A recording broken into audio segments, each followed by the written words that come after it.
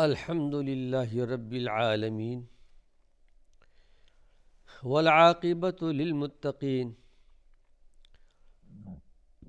والصلاة والسلام علی سید المرسلین۔ ناظرین کرام، السلام علیکم ورحمۃ اللہ وبرکاتہ۔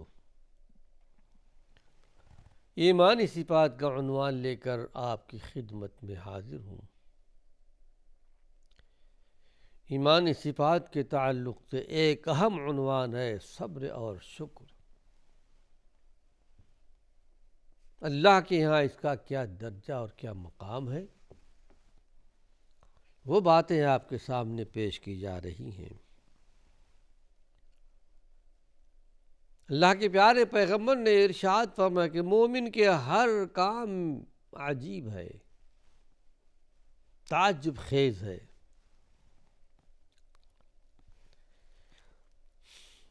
اور یہ صرف مومن کے لیے ہے۔ اگر خیر پہنچتا ہے، مسرت اور شادمانی کی زندگی ملتی ہے، ساری چاہتیں مل رہی ہیں، تو اللہ کا شکر ادا کرتا ہے، یہ اس کے لیے بہتر ہے۔ وَإِنْ أَصَابَتْهُ ضَرَّاء، اور اگر مصیبت پہنچتی ہے، دکھ پہنچتی ہے کسی بھی ناحیے سے، کسی بھی طریقے سے، فَصَبَرَ، تو صبر کرتا ہے کہ اللہ یہ فیصلہ تیری طرف سے ہے، فَكَانَ خَيْرًا لَهُ، تو یہ بھی اس کے لیے بہتر ہے۔ ناظرین کرام، حقیقت تو یہ ہے کہ اس دنیا میں تکلیف ہو، آرام ہو، سب کے لیے، کہیں کا بھی رہنے والا ہو، کسی بھی مذہب کا ماننے والا ہو، ایمان لانے والا ہو، غیر ایمان لانے والا ہو، تکلیف اور آرام ہر ایک کے لیے ہے۔ لیکن اس تکلیف اور آرام سے اللہ کا قرب اور اللہ کی رضا حاصل کرنا ہر ایک کے لیے نہیں ہے، بلکہ یہ صرف اہل ایمان کے لیے ہے۔ تکلیف پہنچتی ہے تو بھی خیر ہے، آرام پہنچتا ہے جب بھی خیر ہے۔ جنہوں نے اللہ رب العالمین سے ایک ایمانی رابطہ قائم کر لیا ہے، عیش و آرام کی ہر گھڑی میں اللہ کا شکر ادا کرتے ہیں، رنج و غم کی حالت میں صبر سے کام لیتے ہیں۔ لیکن یہ صرف اہل ایمان کو یہ چیز ملا کرتی ہے۔ پروردگار عالم ہم کو اور آپ کو یہ نعمت عطا فرمائے۔ صبر بھی ایک بہت بڑی نعمت ہے، جیسا کہ غالباً اس سے پہلے ایک حدیث گزر چکی ہے کہ اللہ کے پیارے پیغمبر نے ارشاد فرمایا، صبر سے بڑھ کر کوئی نعمت مومن کو نہیں دی گئی۔ بہت بڑی نعمت ہے۔ نعمت کس طرح؟ ایک تو اللہ کی رضا ہے، اس میں اللہ کی رضا، پھر اس کے ساتھ ساتھ اللہ کی طرف سے جنت کے وعدے اس کے لیے کیے گئے۔ آئیے اس سلسلے میں ایک حدیث اور آپ کو پیش کرتا ہوں، ابن ماجہ کی، جو صحاح ستہ کی ایک عظیم کتاب ہے۔ جامعات میں، مدارس میں، دور حدیث میں یہ کتاب پڑھائی جاتی ہے۔ روایت ہے ابو امامہ رضی اللہ عنہ سے، وہ روایت کرتے ہیں اللہ کے نبی صلی اللہ علیہ وسلم سے، یقول اللہ سبحانہ یقول اللہ تبارک و تعالی یا ابن آدم ان صبرت واحتسبت عند الصدمة الأولى لم ارض لك ثوابا دون الجنہ۔ یعنی اللہ کے نبی صلی اللہ علیہ وسلم یہ روایت کرتے ہیں اللہ رب العالمین کی طرف سے، یعنی حدیث قدسی ہے، جس کو پروردگار عالم بغیر جبریل کے واسطے کے آپ کے قلب اطہر پر اتارتا ہے، نازل کرتا ہے۔ وہ حدیث قدسی ہے کہ اللہ رب العالمین فرماتا ہے، یا ابن آدم، بڑے پیار سے، بڑے محبت سے ابن آدم کو پکارتا ہے، آدم کے بیٹے کو، لیکن اس کا مفہوم صرف مردوں تک محدود نہیں ہے، خواتین کے لیے بھی ہے۔ قرآن حکیم میں جہاں حکم آتا ہے یا ایھا الذین آمنوا، اے ایمان لانے والو، صیغہ تو مردوں کے لیے ہے لیکن اس میں خواتین بھی شامل ہیں۔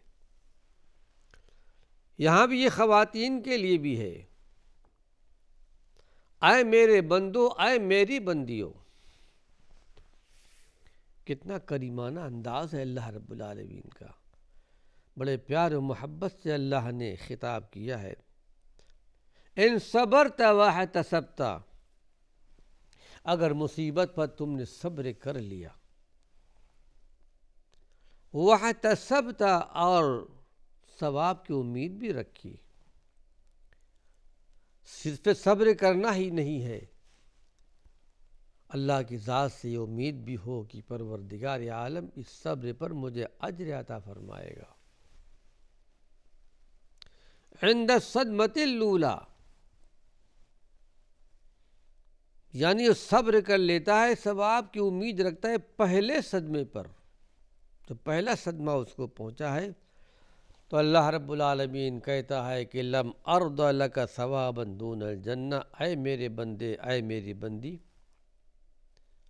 جنت دینے سے کم پر میں راضی نہیں ہوں گا، یعنی یقیناً میں تم کو جنت عطا کروں گا۔ پھر ذرا اندازہ لگائیے، جب کسی بندے کو یا کسی بندی کو کوئی صدمہ پہنچتا ہے، اس کا زیادہ اثر اسی وقت ہوتا ہے جس وقت وہ صدمہ پہنچا ہے۔ کچھ دن گزرنے کے بعد، مہینے گزرنے کے بعد، سال گزرنے کے بعد صدمہ زائل ہو جاتا ہے، ختم ہو جاتا ہے۔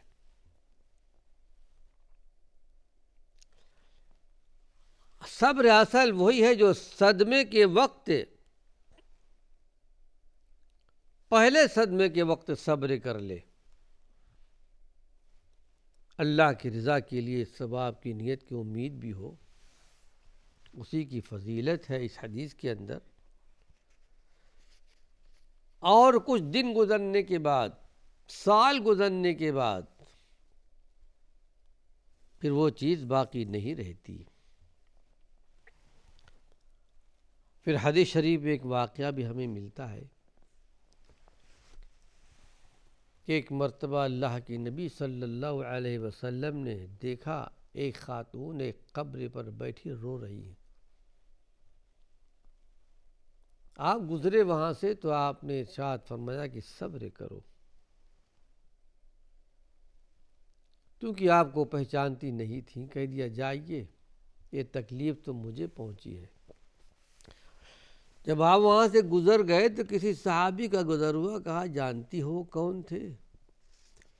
وہ اللہ کی نبی صلی اللہ علیہ وسلم تھے۔ دوڑتے ہوئی اللہ کے نبی کی خدمت میں آئیں کہ اللہ کے نبی، اب میں صبر کرتی ہوں۔ اس وقت آپ نے فرمایا، انما الصبر عند الصدمۃ الاولیٰ، صبر تو یہ جو پہلی مرتبہ صبر کر لیتے۔ پھر یہ کہ ابو امامہ رضی اللہ عنہ کے اس حدیث میں اللہ کے پیارے پیغمبر نے اللہ کی طرف سے اعلان فرمایا، صاحب ایمان کو، بندے کو کوئی صدمہ پہنچنے کے وقت اللہ کی رضا اور ثواب کی نیت سے صبر کرے تو اس کو پروردگار عالم جنت عطا فرمائے گا۔ کتنا کریمانہ انداز ہے اللہ رب العالمین کا۔ اس صبر کے وجہ سے بندے کے ساتھ اللہ رب العالمین کا خاص تعلق پیدا ہو جاتا ہے۔ پھر یہ کہ ناظرین کرام، جب کسی بندے کو اللہ کی طرف سے کوئی صدمہ پہنچے، اس وقت اس حدیث کو یاد کرے اور پروردگار عالم کے اس کریمانہ وعدے کو یاد کر کے صبر کر لے تو انشاءاللہ اس میں ایک لذت اور حلاوت پائے گا۔ آج اس سلسلے میں ایک حدیث اور آپ کے سامنے پیش کر رہا ہوں۔ یہ حدیث ہے حضرت عبداللہ بن عباس رضی اللہ عنہ سے۔ اس حدیث کو انہوں نے مرفوع روایت کی ہے اللہ کے نبی صلی اللہ علیہ وسلم سے۔ مرفوع سے مراد یہ ہے کہ خود اللہ کے نبی صلی اللہ علیہ وسلم سے سنا ہے انہوں نے۔ من اصیب بمصیبت فی مالہ او فی نفسہ فکتمها ولم یشکها الی الناس کان حقا علی اللہ ان یغفر لہ۔ اس حدیث کو روایت کی امام طبرانی رحمۃ اللہ علیہ نے طبرانی اوسط کے اندر۔ ابن عباس سے روایت کرتے ہیں کہ اللہ کے نبی نے ارشاد فرمایا کہ جس آدمی کو کوئی مصیبت پہنچے، مرد ہو یا عورت ہو، فی مالہ او فی نفسہ، اس کے مال میں کوئی مصیبت پہنچے یا اس کی جان میں کوئی مصیبت پہنچے، جان و مال کے ساتھ آزمائش ہو، فَكَتَمَهَا، اس کو چھپا لیتا ہے، واویلا نہیں کرتا، جزا فضا نہیں کرتا، کسی سے شکایت نہیں کرتا، یہ فیصلہ اللہ کی طرف سے ہے۔ وَلَمْ يَشْكُهَا إِلَى النَّاسِ، اور اس کی شکایت لوگوں کے پاس نہیں کرتا، کان حقا علی اللہ ان یغفر لہ، اللہ پر یہ بات حق ہے کہ اللہ اس کی مغفرت کر دے گا۔ لیکن ہاں ناظرین کرام، ایک بات یہ بھی یاد رکھنے کی ہے، شکایت سے مراد یہ ہے کہ اللہ کی شکایت کرے، یعنی وہ روتا ہے، واویلا کرتا ہے، جزا فضا کرتا ہے، مجھ پر یہ مصیبت آ گئی، مجھ پر یہ مصیبت آ گئی، یہ منع ہے۔ لیکن اگر کسی کو کوئی تکلیف پہنچی ہو، بخار آ گیا ہو، نزلہ آ گیا ہو یا ہاتھ پیر میں کچھ تکلیف ہو، کسی کو بتا دے پوچھنے پر، یا ویسے تو یہ اس میں شامل نہیں ہے۔ اس کا مقصد یہ ہے کہ شکایت کے طور پر، واویلا کے طور پر، جزا فضا کے طور پر وہ شکایت کرتا ہے، گویا شکایت اللہ کی تھی۔ صبر کا اعلیٰ درجہ یہ ہے کہ اپنی مصیبت اور تکلیف کا کسی سے اظہار نہ کرے۔ ایسے صابروں کے لیے اللہ رب العالمین کی طرف سے یہ پختہ وعدہ کیا گیا ہے کہ اللہ رب العالمین نے ان کے بخشش کا ذمہ لیا ہے۔ اللہ سے دعا ہے کہ پروردگار عالم ہم کو اور آپ کو بھی اسی زمرے میں شمار فرمائے۔ اس سلسلے میں ایک واقعہ کا ذکر کر رہا ہوں۔ حضرت قاضی شریح رحمۃ اللہ علیہ 60 سال تک مسند قضا پر رہے، جج تھے۔ عمر ابن خطاب نے اپنی خلافت کے زمانے میں ان کو جج مقرر کیا تھا، اور اللہ نے تقوی، طہارت کا، ایمان و عمل کا اونچا مقام دیا تھا۔ ایک مرتبہ کسی نے آ کر کسی چیز کی انہوں نے بڑی شدت کے ساتھ شکایت کی۔ قاضی شریح رحمۃ اللہ علیہ کو یہ بات پسند نہیں آئی۔ کہا بھائی کیا تم کو جو شکایت کے طور پر تم کہہ رہے ہو، کیا تم کو یعقوب علیہ السلام کا یہ قول یاد نہیں آتا کہ یعقوب علیہ السلام کو کتنی تکلیفیں پہنچی تھیں، یہاں تک کہ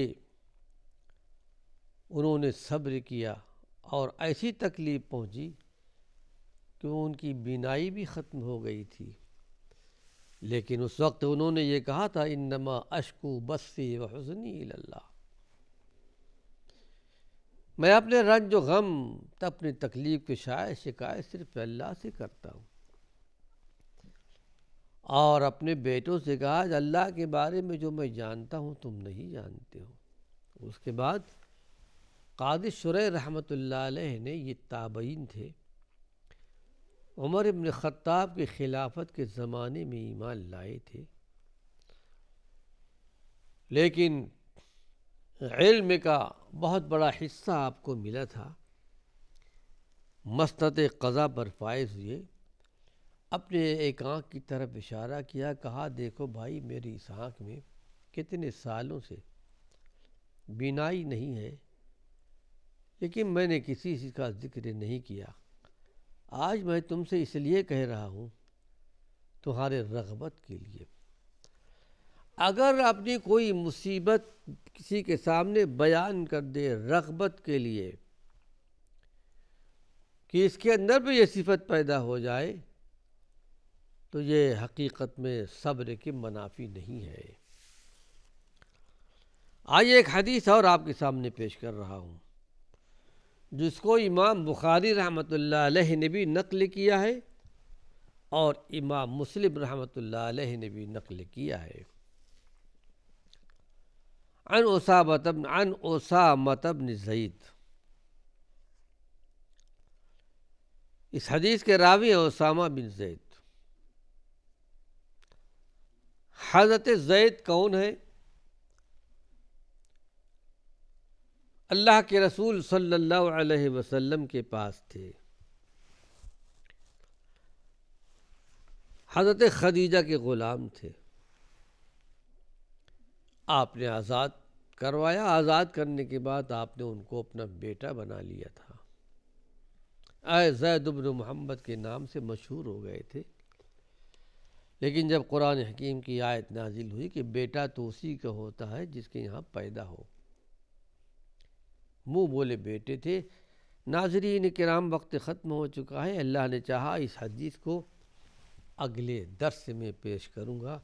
بڑی پیاری حدیث ہے، سننے سمجھنے اور عمل کے قابل ہے۔ وآخر دعوانا ان الحمد للہ رب العالمین۔